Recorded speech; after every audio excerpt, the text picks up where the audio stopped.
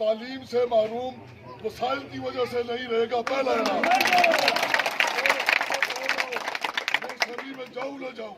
दूसरा, कोई बहन बेटी घर में उसकी मेहंदी इसलिए नहीं रुकेगी कि उसके पास जहेज नहीं होगा।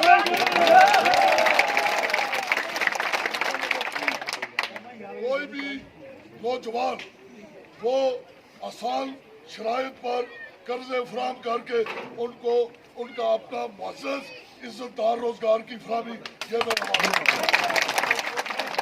रीवा के वसाइल को मैं बेदरेख स्मगल होने से, कट्टे से, लुटने से ये बचाऊंगा। ये चार मेरे आपसे आज आपने इस एजेंडे में मेरा, बाकी मेरी पार्टी का मंशूर है। मैं चेयरमैन राहुल भट्टो जरदारी, सियासी अमूर की चेयरपर्सन।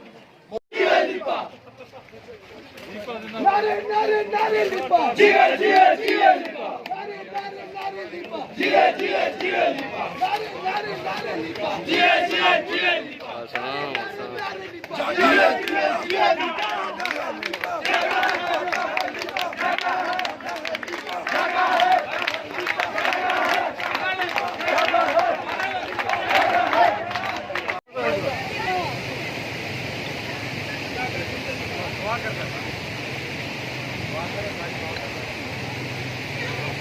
करो और मेहनत करें इंशाअल्लाह।